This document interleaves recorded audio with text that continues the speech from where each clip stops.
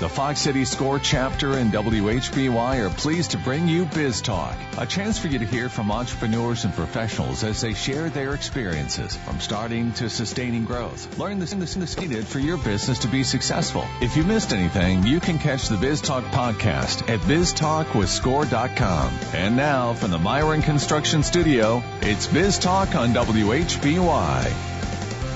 Good morning and happy Saturday, everyone.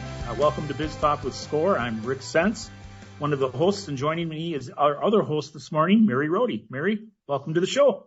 Good morning, Rick. Great to be here. Yeah, so Mary, I have to ask, I saw some pictures on the internet, or I should say social media. Looked like you had a great hunting trip. Is that the case? I did, absolutely. Yeah, we had a great time. I spent a week out in Aberdeen, South Dakota, do some wild pheasant hunting with my husband and his family and our 3 dogs. Everyone came back healthy, exhausted, and we had a cooler full of meat. So it was a very successful trip. Well, welcome back. Our guest today is Bruce Zak. Bruce has been on the program before. Bruce works for Johnson Financial Group, and Bruce, we're really excited to have you on today because we want to talk to the listeners and let them know that the Johnson Financial Group is actually coming on board as one of our sponsors. Is that correct? Absolutely. We're excited about the opportunity as well. So glad to be here to be able to talk about it. Yeah, we're really excited at Score with the recently completed merger. We have our markets pretty much overlay each other now. And we're just, the community focus that you have at Johnson Financial, service to its customers, being a financial partner, and a lot of Score's clients and people that we serve are people that you serve as well. So it's just a real great synergy that, and we appreciate the fact that you're willing to support the work of Score and Biz Talk. So thank you.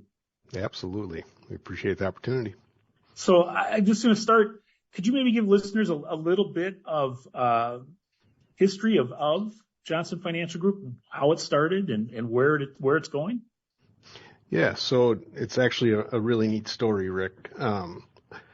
Our patriarch here, Sam Johnson, a little over 50 years ago, actually, we just celebrated our 50th coming through COVID as an organization.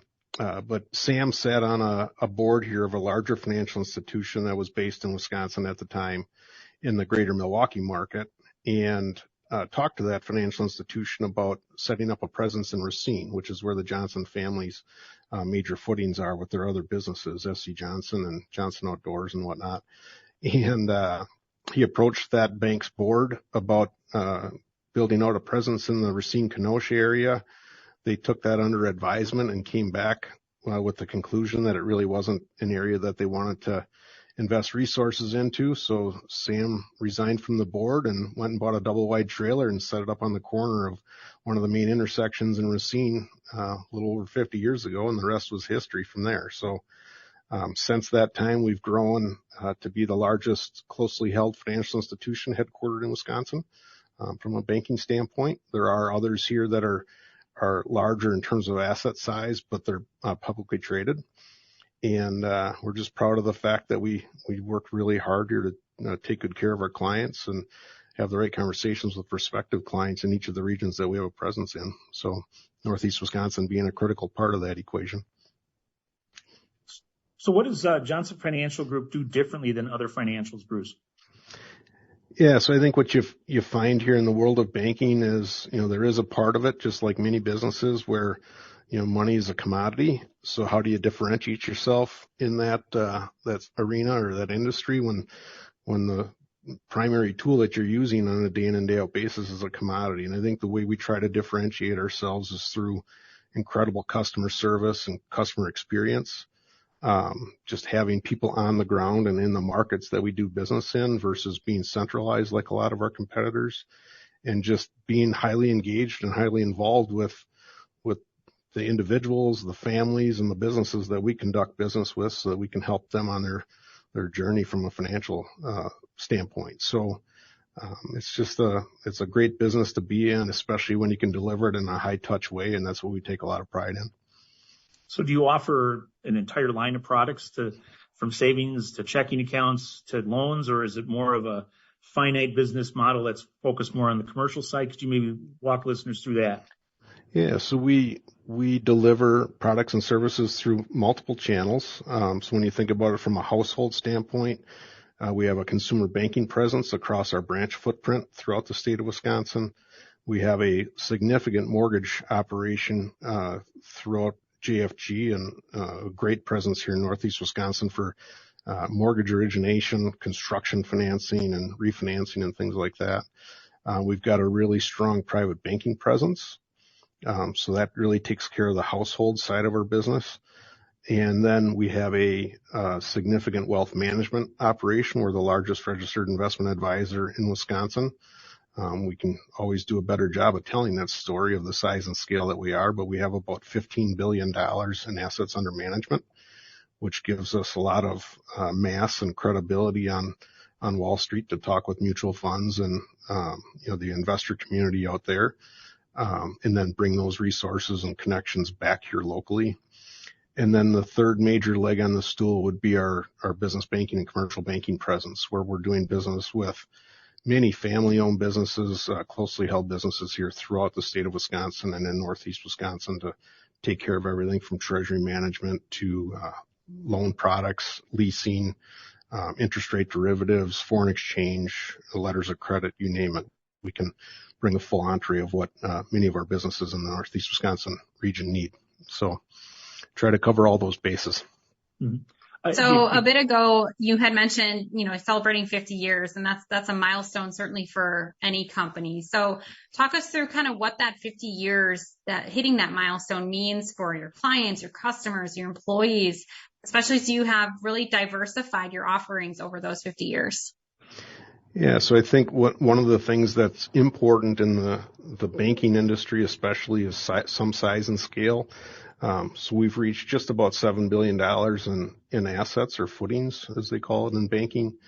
And that allows us enough size and scale to reinvest in technology, which is critical in our world. In some cases, I always describe banks as being technology companies that happen to handle financial transactions versus a finance institution that involves technology. I think that we're really becoming more and more engaged with the need and the robustness of technology, and size and scale helps us to invest in that and be able to stay on the curve with what many of our larger competitors are able to do. So when you think about, again, starting a little over 50 years ago in a double wide trailer in one location to now how we have a footprint across much of Wisconsin, that size, scale, and mass has allowed us to kind of stay on the cutting edge of technology and the resources needed to be and remain competitive in the world of banking. So those are all things that are important here for us to remain relevant and meet the needs of our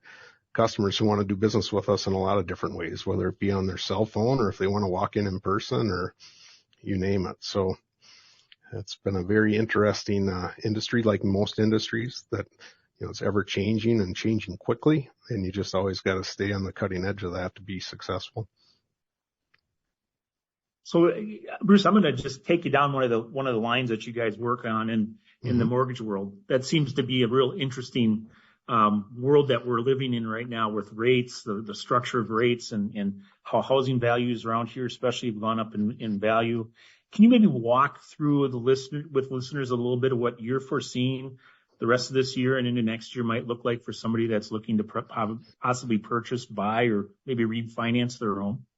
Absolutely. Yeah, and I'll maybe talk about it over, the span of the last 5 years or so, 4 to 5 years.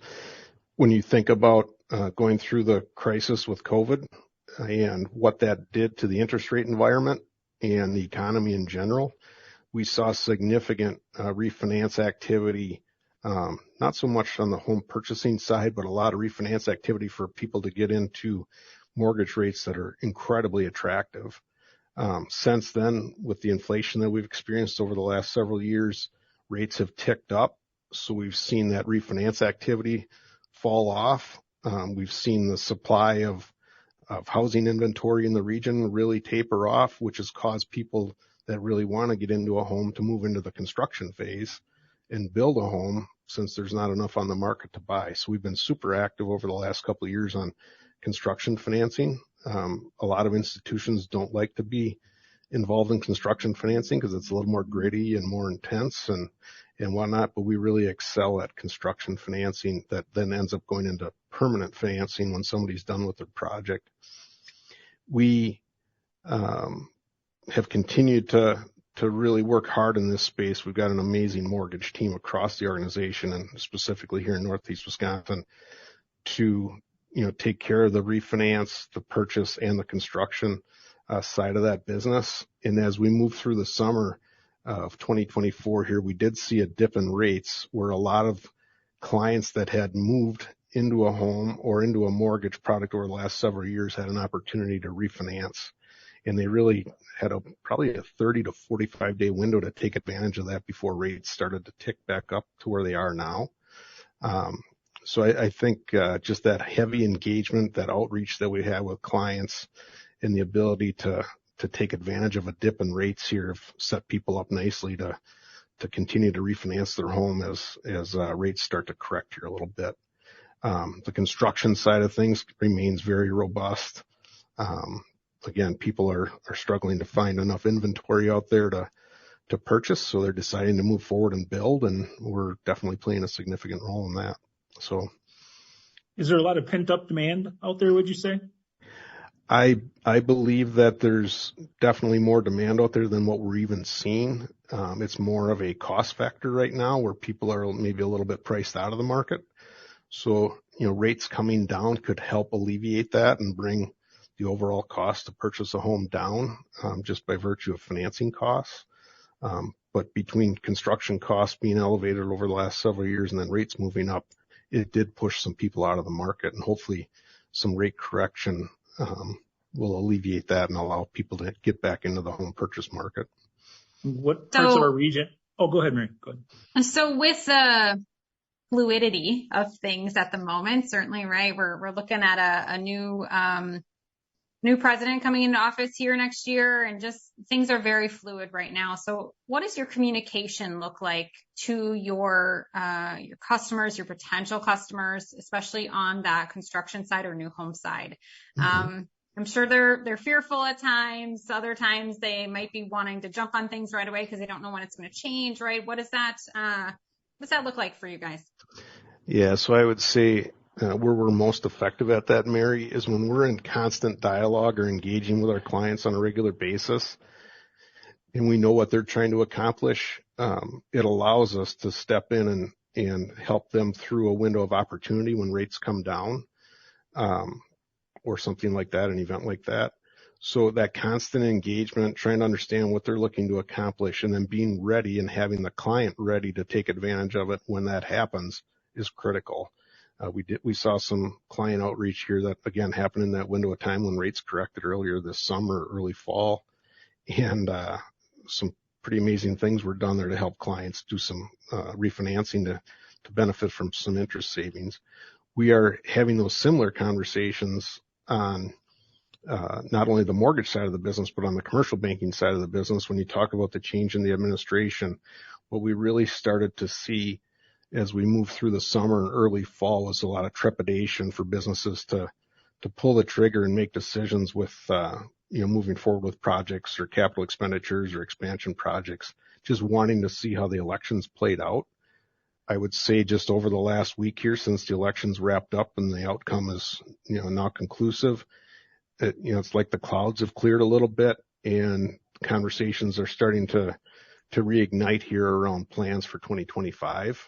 And I think there's a decent amount of optimism out here that the economy is going to have a really strong run in 25, and businesses need to get ahead of that and be ready to take advantage of it. So whether it be in the household side of the world or the corporate side of the world, we're seeing people just doing what they need to do to be positioned to take advantage of opportunities as they come up here in the near future. So I would just recommend any client, whether it be our institution or any financial institution, just be in regular dialogue with your banker, whether it's your personal banker or your business banker, so that they know what you're trying to accomplish, so that when the window opens, you can run through it and take advantage of opportunities like that. All right. Great advice for listeners. And with that, we're at the perfect time to take our first break. You're listening to Biz Talk with SCORE on WHBY.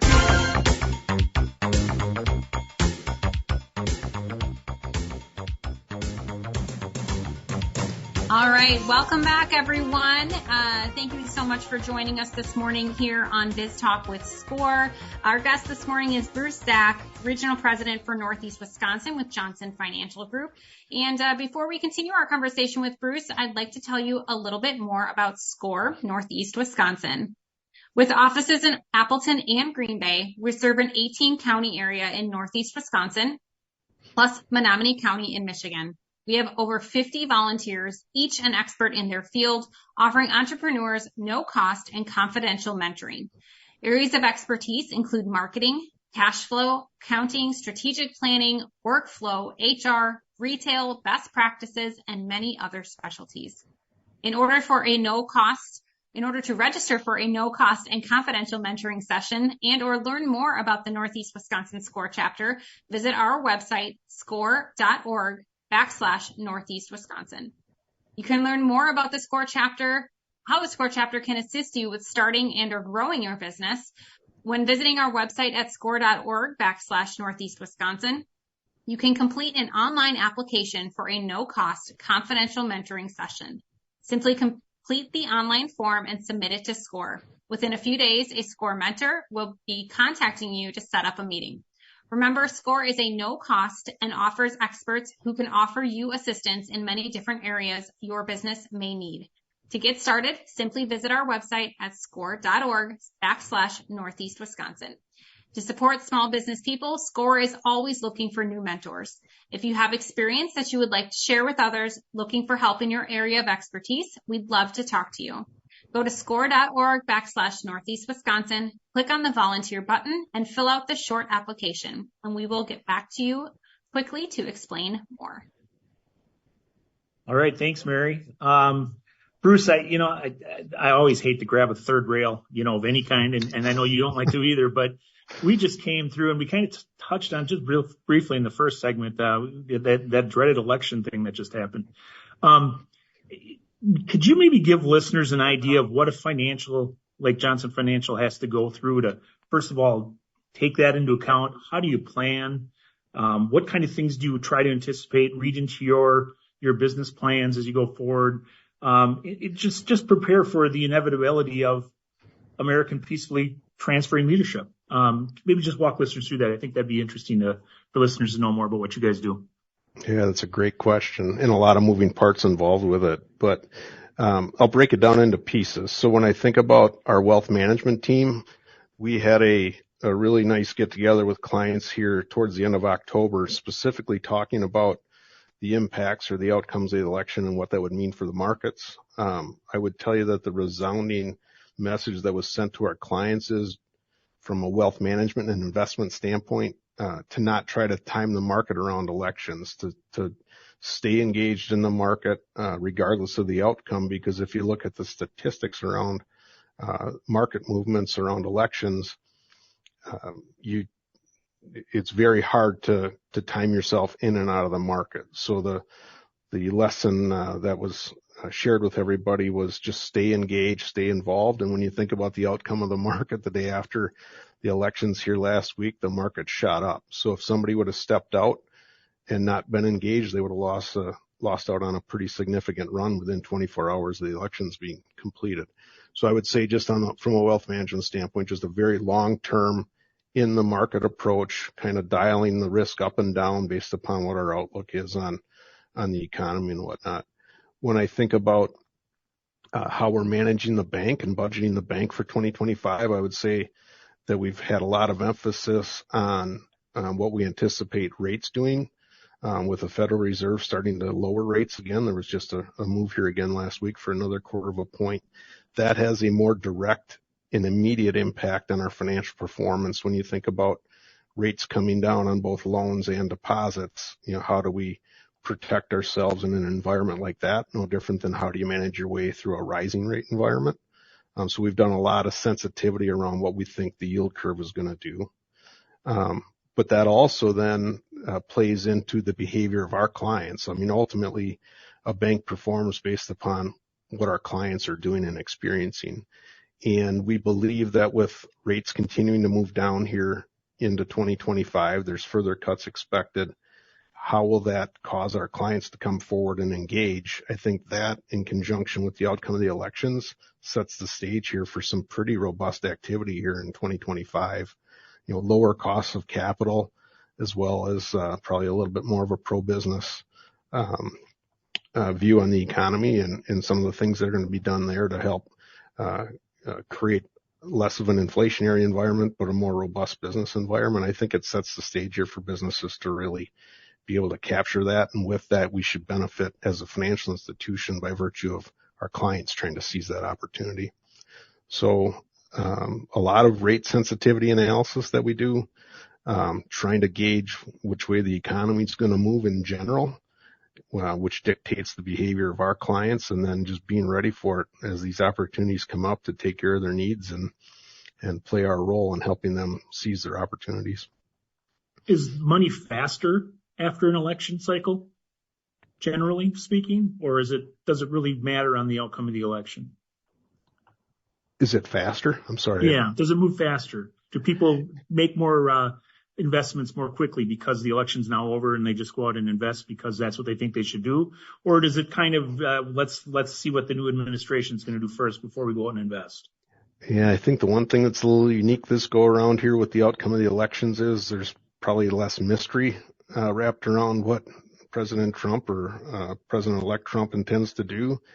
So we're already hearing it from our clients talking to their customers, their supply chains and whatnot, that I think there's going to be some pretty aggressive and instant moves here setting themselves up for 2025. So I think a long answer to your question there is, yeah, I would say that we're going to see a pretty immediate impact here of the outcome of the elections, with businesses just making decisions, getting their budgets in place for 2025 and pulling the trigger on different capital projects and expenditures. So in general, I would say I think the stage is set here for a really nice run in 25.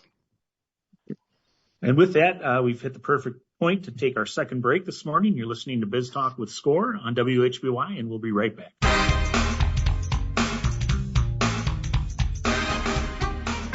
Welcome back to Biz Talk with SCORE. I'm Rick Sense, along with Mary Rhode this morning, and we're speaking with Bruce Zak from Johnson Financial Group. And Mary, I'm going to turn the show back over to you.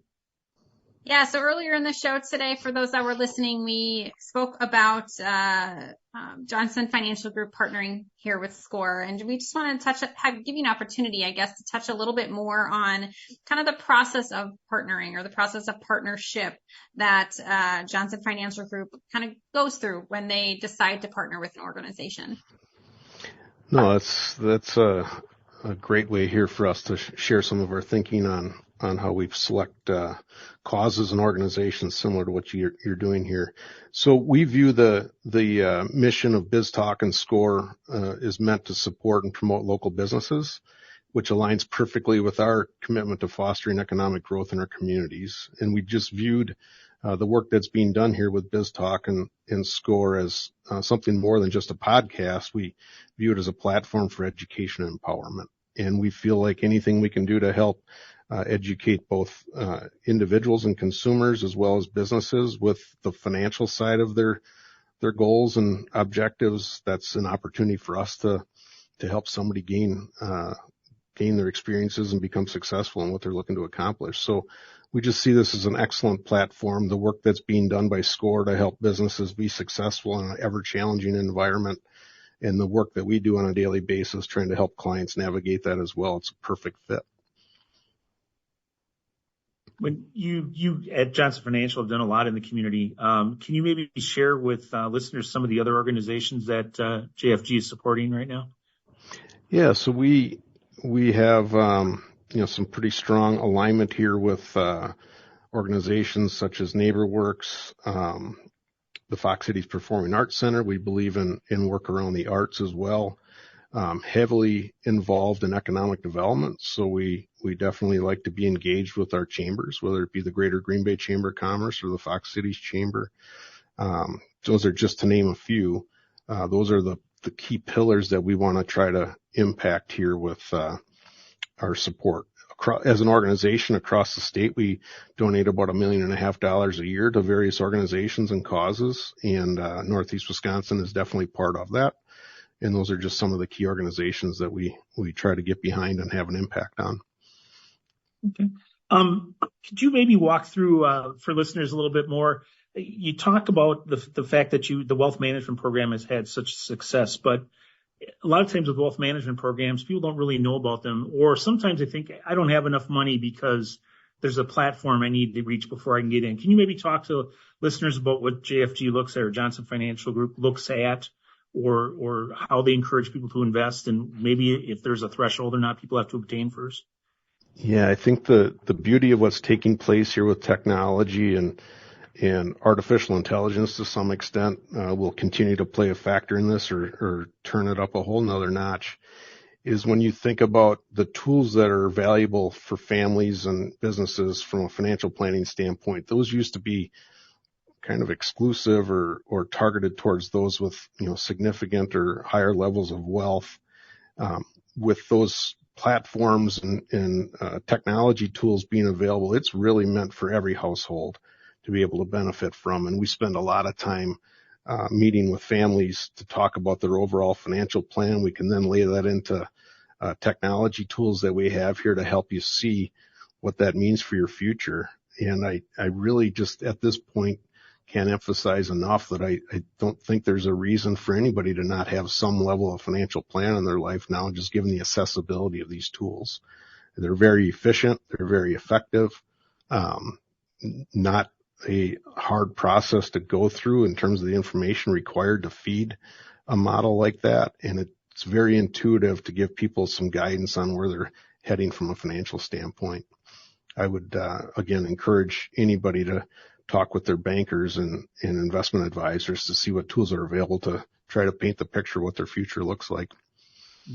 So as we look to flip the calendar over here in a matter of, dare I say, 6 weeks, maybe just about, people are looking to 2025, both from a business perspective, professionally. Right now, I'm in the middle of budget planning. I know a lot of other organizations are, whether you're a small business owner or just your personal life, right? You're looking at 2025 and kind of what's ahead to try to plan, right? To figure out what guidance to ask for, right? What conversation, what questions do you need to have for your financial advisor? So, what are you telling people right now as they're looking into 2025? What are some of those objectives or checkbox things that you're guiding people towards looking into the next calendar year? Yeah, I would maybe, again, break that down into components here from a business standpoint. I do believe that we're going to see some economic activity strengthening. We did see the labor market starting to tighten up a little bit here over the last year as the Fed's been very aggressive with raising rates, trying to slow the economy down. For those that are trying to be on the offense, I would anticipate that the labor market might become a little more challenging again in terms of recruiting and, staffing your businesses to be able to take advantage of growth opportunities. That's a little bit of a blessing and a curse. But those that are really good at recruiting and retaining talent tend to have a major advantage over those that aren't ready or don't have the infrastructure in place to manage around talent retention and recruitment. Having the right tools in place to assess return on investment for capital projects and equipment purchases and whatnot is always an excellent exercise to go through so that they can prioritize how they use their capital. And then when you think about, switching to the other side, just, the guidance that we're giving households here is, again, how to stay engaged in an active investment plan and strategy, dollar cost averaging and just staying in the market and staying invested wisely and continuing to contribute, as much as they can afford. Those are just all the things that we work out, especially in those financial planning tools that I was describing earlier.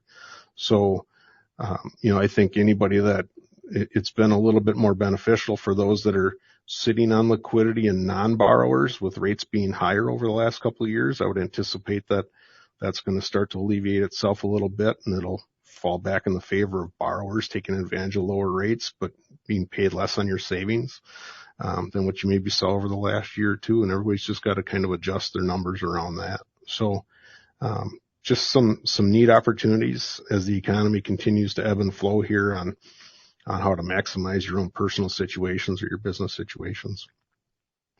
You mentioned talent came up in your comment there, Bruce. And how big of a problem is that? First of all, how is it for Johnson Financial? Are able to attract the staff you need and move forward with the plans you have, and maybe with the businesses that you interact with, if you could maybe give listeners an idea of what you're hearing from them. Yeah, so within Johnson Financial Group, I mean, we really work hard to be an employer of choice. So we have very high retention rates with our team across the organization, including here in Northeast Wisconsin. And that also then sets the stage for people being interested in looking at opportunities here to join the organization. So, you know, that employer of choice mindset's important over a long period of time, and it kind of feeds itself with talent as you ebb and flow your workforce levels. Outside of our organization, what we're seeing with our clients, I would say that, you know, since COVID, everybody's been very resourceful in finding ways to attract and retain talent. I mean, there's just numerous ways that they've gone about trying to create longevity with their workforce. Some have been more effective than others. But I think it's going to continue to be just with the demographics of the country here, a factor that everybody needs to always be kind of eyes wide open to in terms of attracting and retaining the best talent. You got to have a robust process in place to be able to do that. Anybody that's not up on the wheel on that or really focused on that is probably not going to end up recruiting and keeping the best talent. Competitors are taking people from each other constantly, and you just got to be in tune with your workforce and what's important to them and adjust accordingly. So, and what's on the agenda for growth for Johnson Financial this year, as far as looking to expand your branch network at all, new locations, things like that? Yeah, so actually here in Northeast Wisconsin, we've got some exciting news coming here. On January 21st, we'll be opening our new Fox Cities location out at the intersection of Highway 47 or Richmond Street and Highway 41. We're going to be very close to the footprint there where the Meijer grocery store is on Richmond Street. So our team will be relocating to that new location as our hub location in the Fox Cities. We got a significant presence in Green Bay already in our downtown office, and a great office in De Pere that does a lot of transactions and a lot of volume every day. It's an awesome team in our De Pere team. So I would say that this move into the Fox Cities location will be our big move in Northeast Wisconsin in 2025, and then that can set the stage for us to continue evaluating building out branches around that, kind of a hub and spoke mindset of how we're doing that. We in 2023, late 2023, we acquired the Appleton Group. It was a wealth management practice here in the greater Appleton area, about $250 million in assets under management. So, Bruce, you've been in banking for many years. I won't divulge the number. You can thank me later. But if you could maybe let listeners know maybe some insight that you've seen that you could share with folks that are kind of in a financial situation, they're just starting out, and what things that you could share with them that you've learned over the years that would be great things for a family in their 20s or early 30s to really start concentrating on and working toward. Well, that's an interesting question. Yeah, I would say that, when I think back roughly 30 years ago versus now, I say this to my bankers all the time, as well as clients, is, back in the 90s and early 2000s, companies used to evaluate return on investment, that if they could invest in a piece of equipment or a building expansion and have a payback of 7 or 8 or 9 years, it was kind of a green light to move forward with it. Now, when you look at companies evaluating return on investment, in many cases, they're talking about things paying back within months or a year or two. So the speed of payback is amazing. The cost of technology continues to come down, so the ability to automate and add technology to a business becomes more affordable and more impactful. I think anybody looking to start a business needs to really be up on the wheel, thinking about how to use social media in different ways of engaging clients. That's how they want to do business with businesses now, whether it be consumer households or businesses. They want to have that interaction in different ways. Kind of moving away from the old yellow pages and the chamber membership guide book that you used to get and you were proud to have your name in it. Now it's, now it's all about how somebody can find you on LinkedIn or some other social media resource. That and just really being eyes wide open and understanding your competitive landscape. I think it's as competitive a world as ever. And, when you really get your arms around what your competitors are doing, what you can do differently, that's when you really get to see some opportunities. So it's not for the faint of heart to be a business owner or an operator in today's world, but there's still some amazing opportunities to go after for those that have it in them. And there's a lot of great resources available through SCORE to help anybody that's thinking of starting a business that has an entrepreneurial spirit that would like to pursue maybe their own course and their own projection of what their idea could maybe become. Are there things available like that through Johnson Financial as well? Do you provide seminars? Do you provide educational opportunities for your clients? We do. We do have regular blogs and economic updates, various resources like that. We just continue to build that platform out because that's, again, how clients want to engage with us in many cases. We do one-on-one outreach similar to what SCORE does, where it's very targeted and directed towards the situation that a business owner is facing or, how they can navigate through that. I would say, it's a combination of communicating with the masses, but then also making it more personalized and specific to any situation, whether it be related to a household's needs or a business's needs. To your point, Rick, on what SCORE does, I've seen it firsthand in numerous occasions over my banking career here. The willingness of professionals in pretty much all facets of business, their willingness to help business owners be successful in this region is part of our magic. And SCORE is a great example of people giving back and trying to help strengthen the business community by being that resource for people to lean on and gain experience from and bounce ideas off of. And we love doing that too with our clients from a banking standpoint. So I would say the one thing that we're incredibly fortunate to have in an area like Northeast Wisconsin is that willingness to give back and invest in each other and try to help each other be successful. It's a huge advantage for a business owner that's just starting or trying to navigate through a challenge or anything like that. So Bruce, I'm just going to wrap up this segment with this question is, why is the commitment to your clients' needs, creating value and building a culture with a relentless client focus so important to you and the team at Johnson Financial Group? Yeah, I think as I mentioned earlier, we work largely in an industry that handles a commodity, being money. And the way we try to differentiate is through that very high level touch and experience with our clients, whether it be businesses or individuals or households.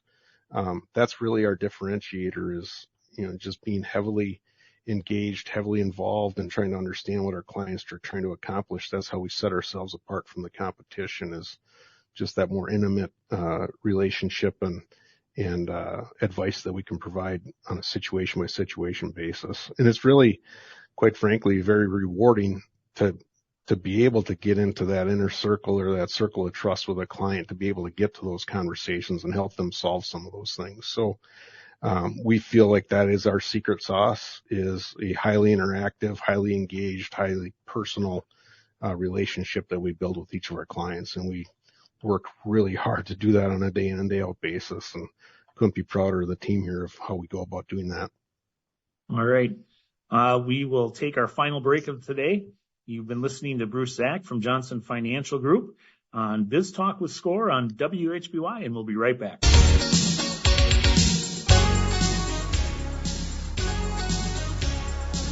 All right, welcome back, everyone. Thanks again so much for joining us this morning here. My name is Mary Rhode, co-host of Biz Talk on SCORE with SCORE on WHBY.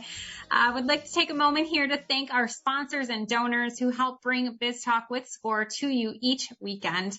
We certainly could not present Biz Talk without their generous support. Thank you to Haling and Associates. Haling and Associates helps small businesses and individuals not just prepare tax returns, but plan for taxes, thereby helping you minimize taxes for this year and beyond. Haling and Associates, personal connection, positive results. A special thank you to the Business News for promoting our program in the biweekly business newspaper serving Northeast Wisconsin. If you aren't already subscribing to the Business News, you should. The paper is delivered biweekly and contains relevant and useful information about the business community in Northeast Wisconsin. We would also like to recognize the David L. and Rita E. Nelson Fund within the Community Foundation for the Fox Valley region for their generous donation in support of BizTalk and SCORE Fox Cities and SCORE Northeast Wisconsin.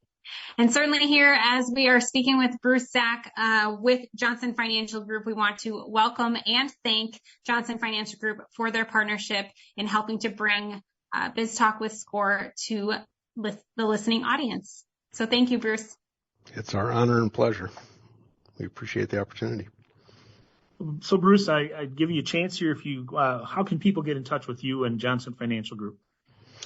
Yes, we've again got offices in downtown Green Bay, in De Pere, and in downtown Appleton as we speak right now. That on January 21st, we'll be opening our new location at 4120 North Galaxy Drive, again out on Richmond Street, located next to two very successful Wisconsin-based businesses. There's a Culver's next door and a Quick Trip, so you'll easily be able to find our location out on that side of Appleton here in the very near future. So you can find us at johnsonfinancialgroup.com. My direct line, if there's anything you ever want to reach out to me on, is 920-225-5530. And all of our associates here are heavily involved with LinkedIn and all the various social media networks, so never hesitate to reach out to people that way as well. All right. Bruce, I have to ask you this question kind of on a sidebar personal note here, but it does play into everything else that you do and that Johnson Financial Group is doing as well. What is so unique and special to you about our area, northeastern Wisconsin? What makes it so unique and special? Oh, I think I can sum that up pretty well. So I was born and raised in Bailey's Harbor up in Door County, so grew up in a small town and got to see a lot of hard work by pretty much everybody that I was growing up with, their parents and everybody working either seasonal jobs in Door County or at the shipyards at that point in time. And just the skills that people have and the capabilities that they bring to the workforce is pretty impressive. Moving to the Fox Valley region here has just kind of emphasized that to a whole nother level here. When you think about the kind of the ingenuity and creativity and the ability to problem solve, just kind of everyday people running great businesses and hiring great people to build some really neat stuff. Johnson Financial Group is proud every year to sponsor the Coolest Things Made in Wisconsin competition, and we tend to find that Northeast Wisconsin's always got some pretty strong candidates and in many cases winners as part of that process. So it just says a lot about how hardworking, how humble, and how creative and how much ingenuity we have here in the region to see people navigate through different challenges and things like that, but run great successful businesses over a long period of time. So it's just a pleasure to do business in a community of this size and a region of this size to be just part of that. So you think it's something that's in our water, or why do you think we are that way? I think it's just that kind of Midwest nice, the little bit of that in the middle of it, the work ethic that families instill in their kids. I love the stories when I talk with clients that if they see somebody who's raised on a farm, they hire them on the spot just because they know the work ethic that comes with it. And I think that's just a huge testament to how we roll around here. So it's just all of that. When you roll that up together, it's a pretty neat experience to be able to live here in Northeast Wisconsin and be part of a great community and environment and economy and be a banker inside of all that. So I couldn't think of a better place to live, quite honestly. I think we are maybe humble to a flaw. I have talked to site selectors that come to the region and visit, and they're always in awe about the things that are being built here in the industries that we're serving and providing into their supply chains. But one of the other things that they always talk about is how amazing our technical colleges are. And kind of our hidden gems are our technical colleges, and that we need to do more around emphasizing the value that those bring to our community. And there's great work being done at the 4-year colleges in our region, UWGB and UW-Oshkosh, but also at the technical colleges as well. It's a great reinvestment in our community. And we're really fortunate in this area to be blessed with a great school system. As you mentioned, the technical colleges, the universities that are here as well. I'm with you. I can't think of a better place to be, to live, to work, to raise a family, start a business, grow a business. It's just a wonderful opportunity and a great place. That I think you're right. I think we do undersell it, and maybe that's one of its benefits too. It's because people are so humble. Well, Bruce, I appreciate you taking the time to join us this morning. We're really excited again about the partnership with Johnson Financial Group with BizTalk with SCORE as we go forward. I wish you much success in your new facility coming in January. I look forward to getting out there and taking a look at it and probably stopping at Culver's with you for lunch. And so thanks again for being on today. And listeners, feel free to catch the podcast if you'd like to re-listen to today's show on Wednesday. It releases. And thanks again for tuning in. Take care.